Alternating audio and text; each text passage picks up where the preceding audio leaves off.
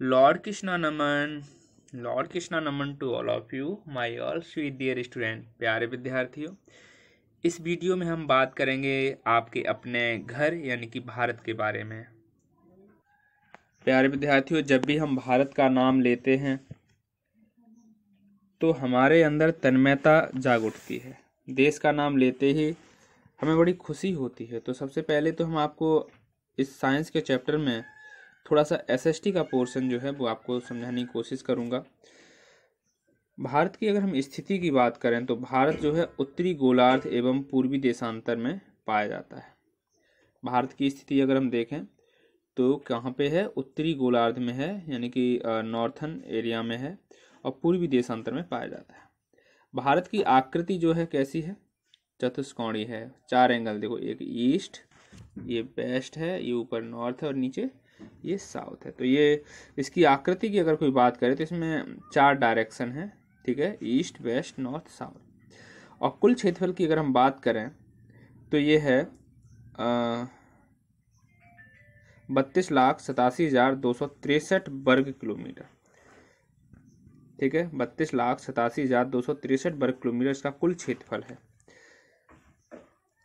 और जो कि पूरे संपूर्ण विश्व का अगर हम देखें तो 2.42%, यानी 2.42% इसका पूरी पृथ्वी का जो क्षेत्रफल है उसमें से भारत का क्षेत्रफल 2.42% है।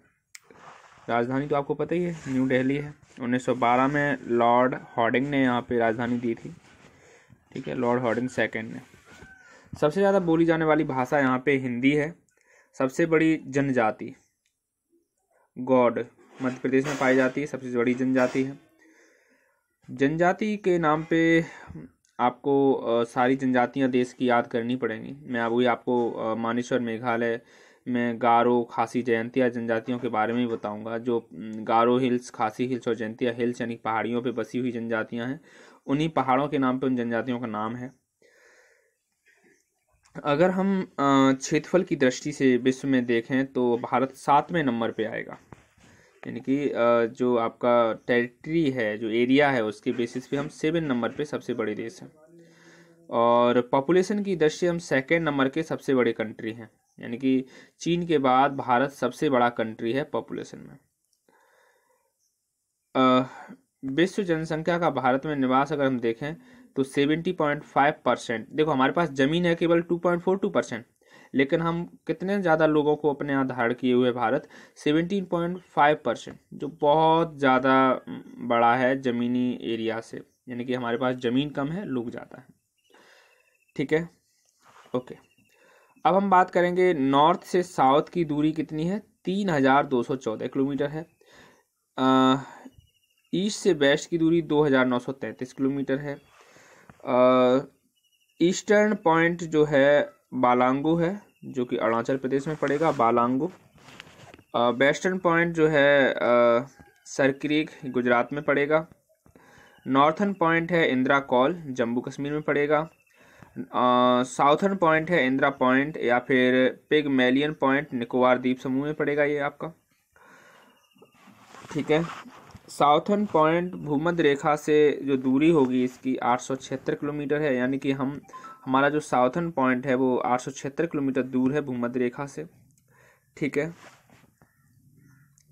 प्रायद्वीपीय भारत मुख्य भूमि का दक्षिणी नौक, यानी कि साउथर्न जो नौक है केप कॉमोरीन है, कन्याकुमारी कहते हैं ना, हमारा देश कन्याकुमारी तक फैला हुआ है। तो हमारा जो यहाँ पे दक्षिणी नौक है, यानी साउथर्न का लास्ट पॉइंट जो है केप कॉमोरीन है, कन्याकुमारी तमिलनाडु में है ये। हमारे पास द्वीपों की अगर संख्या बात करें तो 247 आइसलैंड है हमारे पास, जिसमें 204 बंगाल की खाड़ी में है और 43 अरेबियन सी में है। भाई हमारे पास इन दोनों एरिया में है, देखो ये बंगाल की खाड़ी है और ये अरेबियन सी है। इन दोनों में अगर हम आइसलैंड की बात करें तो बे ऑफ बंगाल में कितने हैं, 204 हैं और इधर 43 हैं, ठीक है। लक्षद्वीपों की अगर हम बात करें कितनी संख्या है लक्षद्वीपों की, तो 36 है। और टोटल अगर टेरिटरी को हम नापें, जैसे मान लिया इस पूरी बाउंड्री पर चलें इसके हम, तो 15,200 किलोमीटर हमको चलना पड़ेगा। समुद्र तट पर अगर हम चलें तो 7,516.5, यानी कि 7,516.5 किलोमीटर चलना पड़ेगा हमें। मुख्य भूमि के तटीय भाग की लंबाई, जो मुख्य भूमि है उसके तटीय भाग की लंबाई कितनी बच जाती है? 6100 किलोमीटर बच जाती है। हमारे यहाँ पे टाइम कहाँ पे मैनेज किया जाता है? तो आपको बता दूं 82 सही 1/2 डिग्री पूर्वी देशांतर, यानी कि इलाहाबाद के मिर्ज़ापुर से गुजरती है। ठीक है, इलाहाबाद के नैनी से भी मान लिया जाता है, कभी कभी नैनी से गुजरती है। ठीक है, और ये 5 राज्यों से गुजरती है। और कितने समय का अंतर है भारतीय मानक समय और ग्रीनविच समय में? 5 घंटे 30 मिनट का अंतर है यहाँ पे। राज्यों की कुल संख्या जो है 28 है, आपको पहले से ही पता है। ठीक है,